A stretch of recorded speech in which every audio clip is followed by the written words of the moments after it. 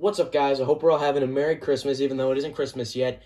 But it is a great, great day. I hope it is wherever you are. It is here. And I just thought I'd pull something out and have a look at it for you just before Christmas. Obviously, needs no introduction. This is the Flying Scotsman. So stay tuned. I hope you guys enjoy. Okay, so what I want to do first is just take a look all the way around the box and just point out some different things about this. Obviously, the Flying Scotsman, the 462, sorry about that garage door going up, the tender, and 3 LNER, I don't know if you can see that from here, 3 LNER teak coaches. Well, they're not teak, they're plastic. But that is basically everything that is here is down here, what you get in the box. You get, well, we'll take a look more into that once I open up the box, but you get an oval track with a siding. The siding is not really needed, but something that I found out that is interesting, if the points are faced towards the siding, power to the rest of the track will cut off. And if it's, if it's to the rest of the track, then power to the siding will cut off.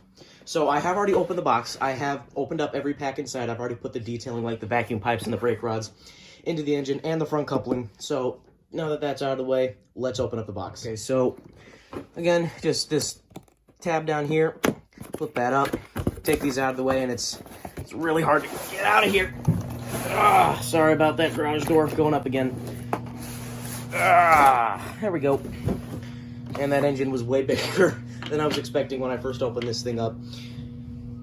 Wait for the garage door to... There we go. So we're just going to take a look at everything that comes inside the box.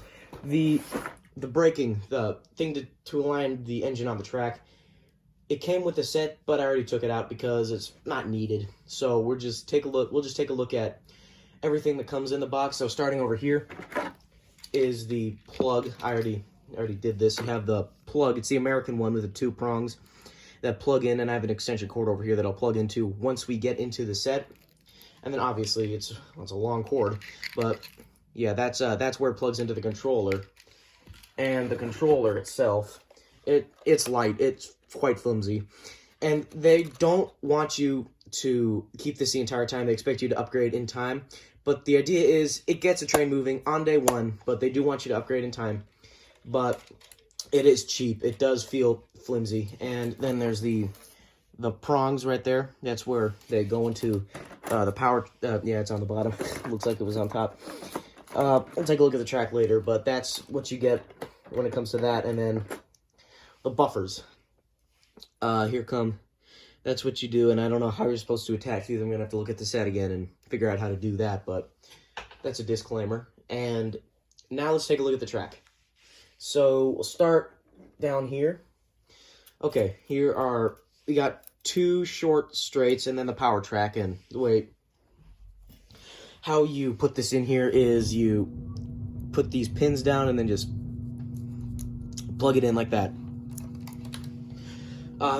Most of you probably know how to do that, so nothing new. And then we have 2 long straight tracks in here, right there. Those are nice and very clean. Those are really, really clean. And then the short piece of track and the siding. So the way this is supposed to go is there's the siding, the points right here. So you just kind of well, we'll do that when I build the track up. But then we have the curves. Here you have 8 curves, I think. Very, very clean tracks. Very nice. And these are like, not like the Bachmann ones, the easy tracks. And those curves are like really, really tight. I mean, I might do an experiment later to see if the Jupiter runs on this one. It probably will. That wouldn't surprise me, but that's beside the point. We'll keep going here. And the track mat is underneath this, so I will take a look at all this stuff in just a second. But I did open up the track mat pack. You get the track mat in here, and a few other things that aren't really of much importance, but the track mat is huge. I might set that up later. Probably will have to, because I don't want the wheels to get caught up in the lacing of the carpet. So I don't mind setting that up later on. And everything else that you get in here, well, that just fell out, but here is it's not really, gosh, what is this thing? It's not a catalog, not a poster, but basically shows you everything that you can buy to, you know, make it a little bit more realistic. And then you can get the, like, accessories and stuff. That's nice. I like that. There's the engine that we get in this one. And it looks like, well, it's pretty nice. And then you got a P2 right here now. Is that? Yeah, it is. And then a couple more, but Atlantic class maybe. That's nice. I don't mind looking into that, but for now, let's put that aside. Owner's manual. Okay, so looks like how to build your layout and stuff, where to put oil. Not that I'll ever really need to do it, but yeah, basically a gentle run through in case you ever need to make repairs or anything. Okay, so nice that they give you that. It's the Hornby Collectors Club because this set was made by Hornby.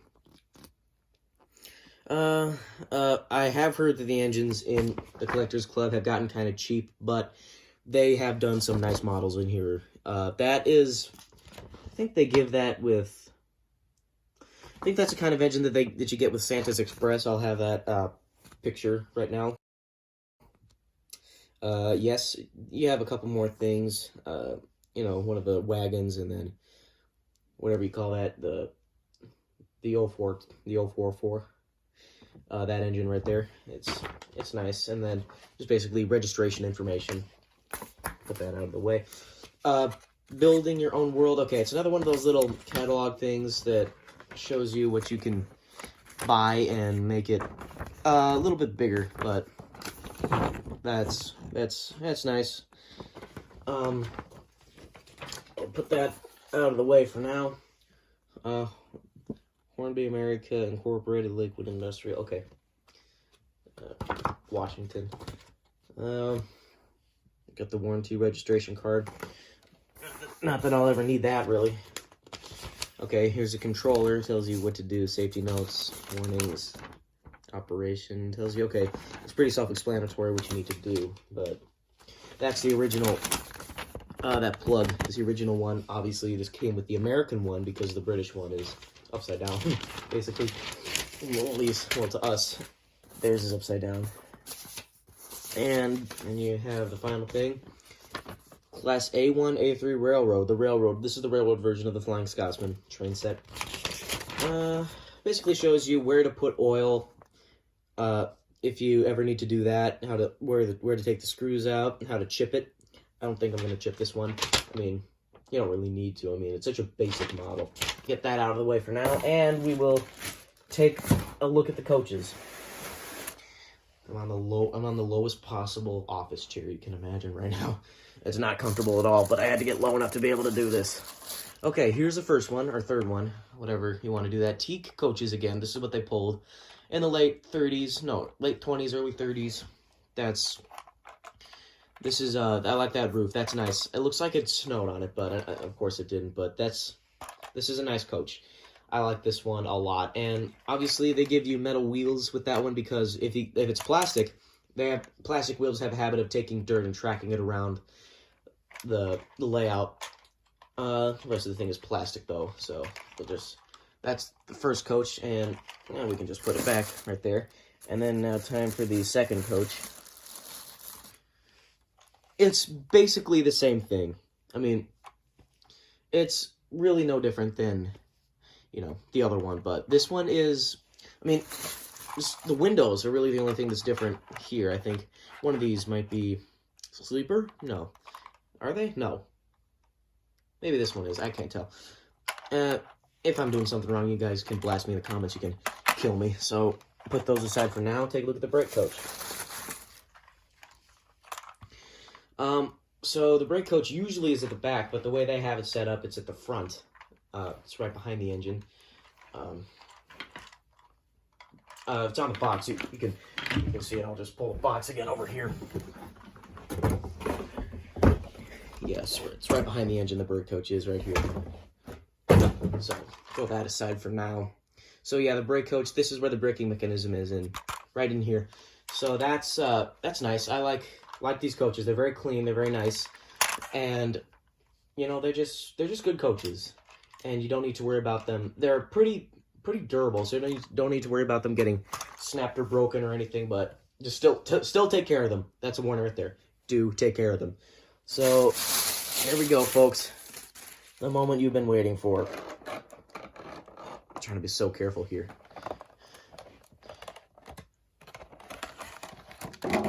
So what you want to do for, hang on. What you want to do. Okay, so I'm going to get this in a different position, and we will do another shot right here, and yeah, so see you in a couple. Okay, so obviously lighting is a little bit different, sorry. I had to get a different setup so I could do this a little bit more comfortably and a little bit more in-depth, so you guys can enjoy it more too. Lighting's a little bit different, of course, like I just said, because I did this a little while ago, and I didn't like it how it was done, so I decided to do it again, and just do it completely. So I already took the sleeve off and that plastic that went over the locomotive, so just flip that up. Okay, don't need that anymore. There we have it.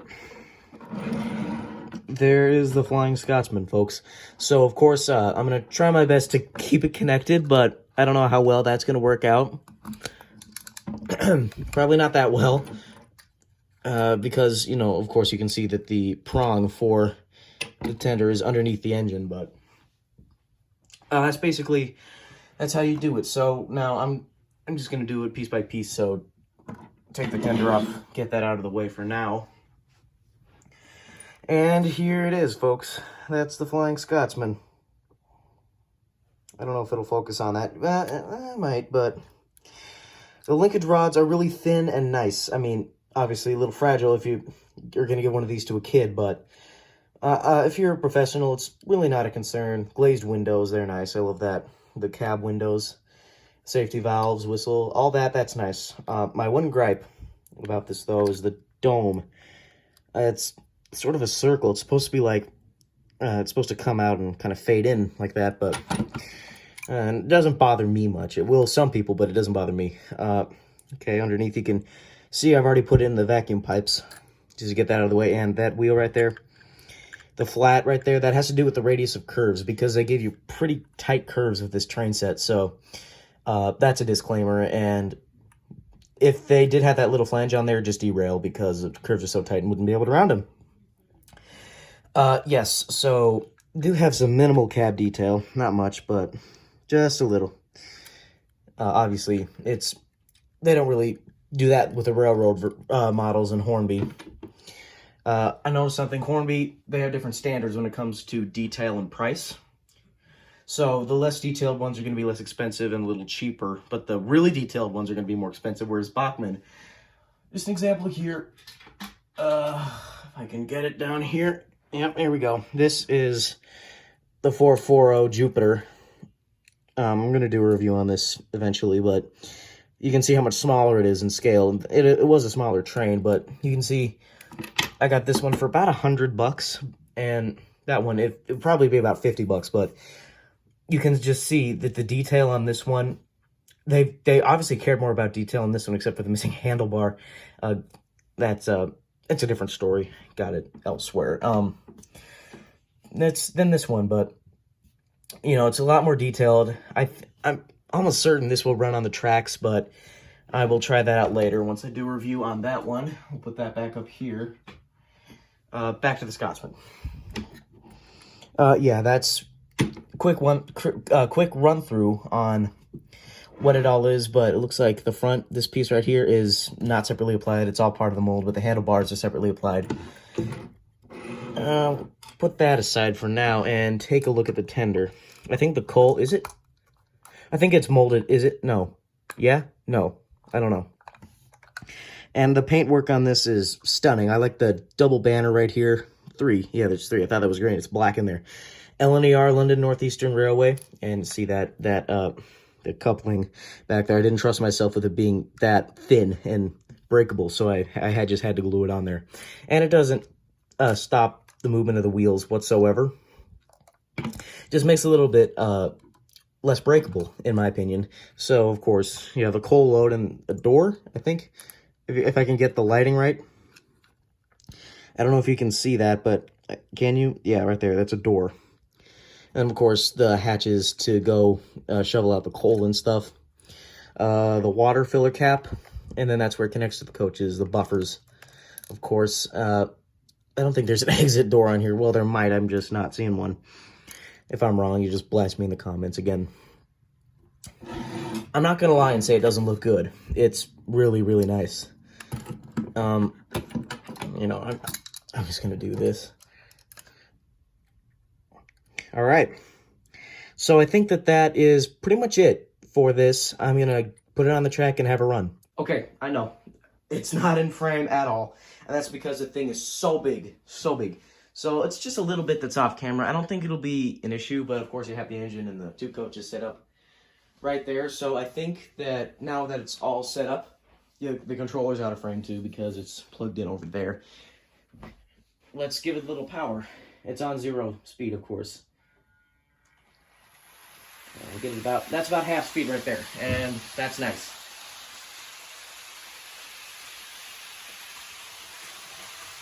I like that. That's running quite nicely. Those linkage rods in action are really, really cool. I don't know if you can see it on camera, but probably not. But well, if you can, tell me. It's nice, especially like when the sun glares on it in the window, and I like that a lot. That's really, really nice. That sound. I like that sound when it goes over the points. You can hear it. Let's get the power to full speed now. That's as fast as it can go. I don't want to keep it going too fast for too long because it's not going to be realistic. Of course, that would be about 100 miles an hour if you were to do the math proportionally, but that's a nice speed. So I'm going to kick the power down just a little bit. Let's go about half speed. Let's go about there. Didn't make up my mind there for a second. I like that. Let's get some close roll-up shots.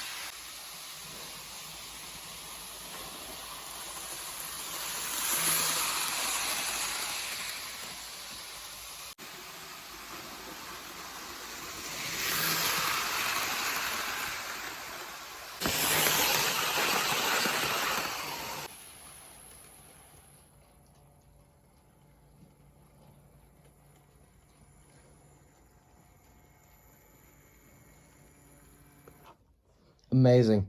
It runs very, very smoothly. I'm really pleased with this. Just get it to focus on the front. Give me 1 second. There we go. That is nice. I like that. And just, it's a very detailed night. Well, not very detailed, but it has some minimal detail. It's really nice, and I really, really like this. So I think that's all I have to say for this video, guys. Thanks for watching. See you on the next one.